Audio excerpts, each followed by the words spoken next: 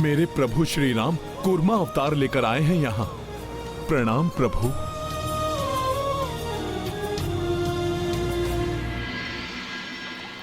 कैसा मूढ़मती हूं मैं, ये मैं क्या कर बैठा। इस सेतु को तो प्रभु ने अपनी पृष्ठ पर टिका रखा है और मैं उस पर अपने संपूर्ण भार के साथ उछल कूद कर रहा था। कितना कष्ट दिया मैंने प्रभु को।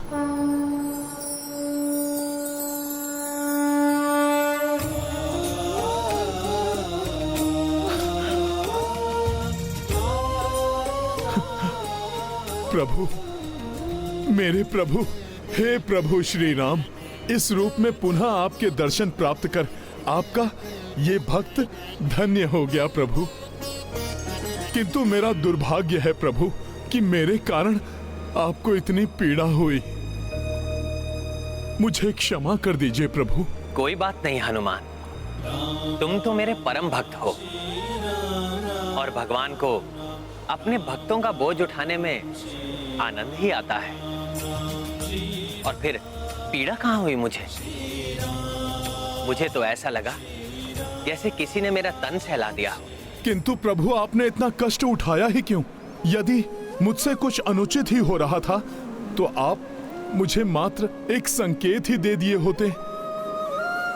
मैं तो उसी क्षण रुक जाता प्रभु।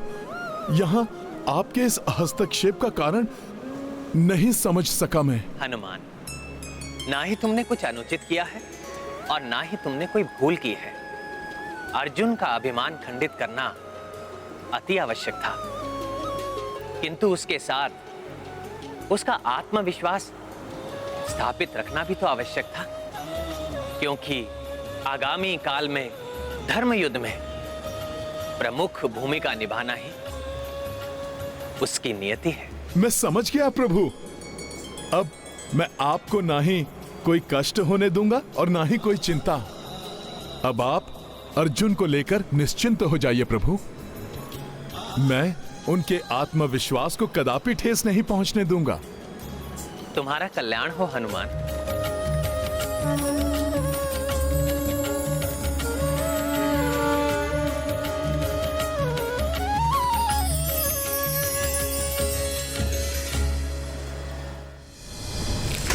क्यों वानर जी, कर लिया नीचे से भी निरीक्षण?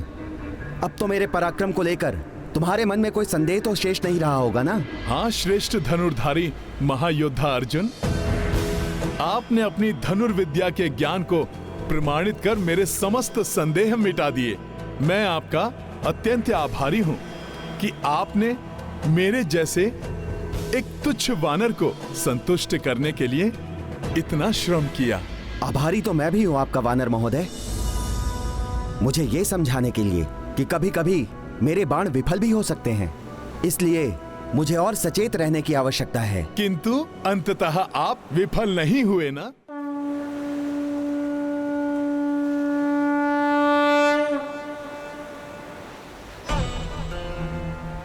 ये विचित्र वानर महोदय कौन थे और वो अभी मुझसे क्या कह गए? किसी आगामी संकट की सूचना दे गए अथवा उनके इन शब्दों में उस संकट से रक्षा का आशीष नहीं था?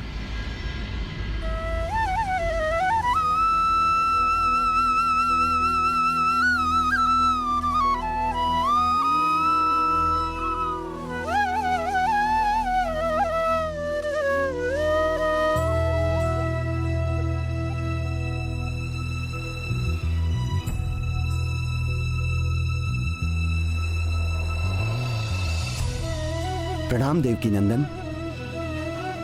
आप यहाँ कैसे? क्या करूं धनुर्धारी अर्जुन, विवश होकर आना ही पड़ा,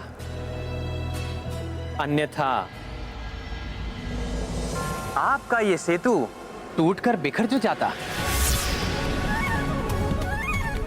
मुझे कूर्मा अवतार धारण कर सेतु को अपने पृष्ठ पर स्थित करना पड़ा, तब जाकर संभला है आपका ये सेतु। क्या ये आप क्या कह रहे हैं? अर्थात मेरे बाण इतने शक्तिशाली भी नहीं कि एक साधारण वानर का भार संभाल सके? साधारण?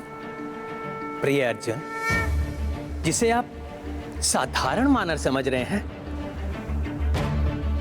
वो स्वयं हनुमान है।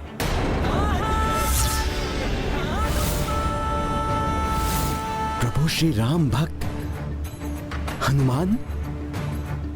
हाँ अर्जुन, आपके मन में छाए अहंकार को ही तोड़ने आए थे वो, और मेरे कहने पर यहां से चले गए, क्योंकि मैं आपके आत्मविश्वास को टूटते हुए नहीं देखना चाहता था।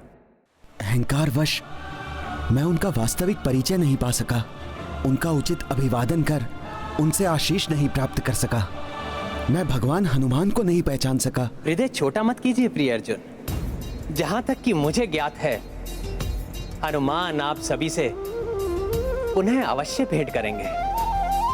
तब आप अपने हृदय की ये इच्छा भी पूर्ण कर लीजिएगा।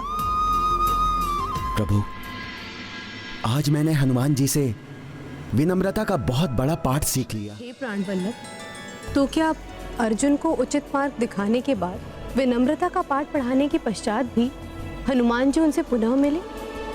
हाँ देवी, मात्र अर्जुन से नहीं, इस बार वो 5 पांडव भ्राताओं से मिले, किंतु उनकी ये भेंट इस बार अर्जुन के कारण नहीं, अपितु गदाधारी महाबली भीम के कारण हुई थी।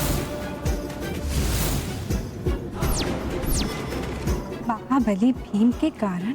हाँ प्रिय, वही महाबली भीम जिनका तन अत्यंत बलिष्ठ था।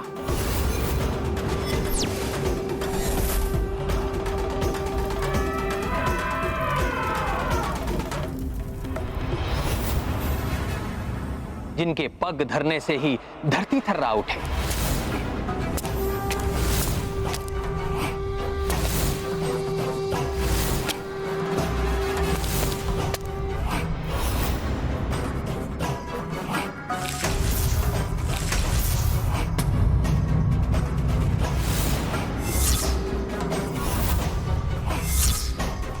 जिनकी भुजाओं में 10 सहस्त्र गज का बल समाता हो। प्रकृति भी पराजित होगी महाबली भीम के पराक्रम से, ज्वालामुखी में होगी अपार शक्ति और ऊर्जा, किंतु भीम भी किसी से कम नहीं।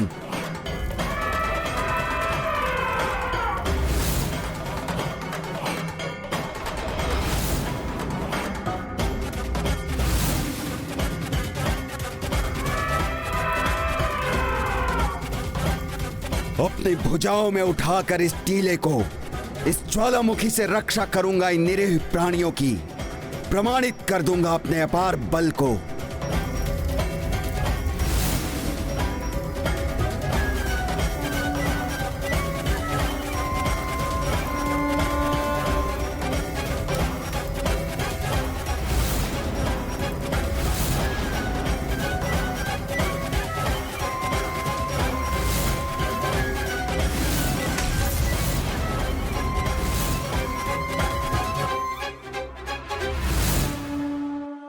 अब तुम सुरक्षित हो, जाओ, महाबली भीम तुम्हें भयमुक्त करता है।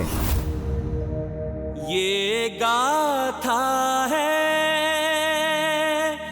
धर्म के सम्मान की, सब सुधि जन देखे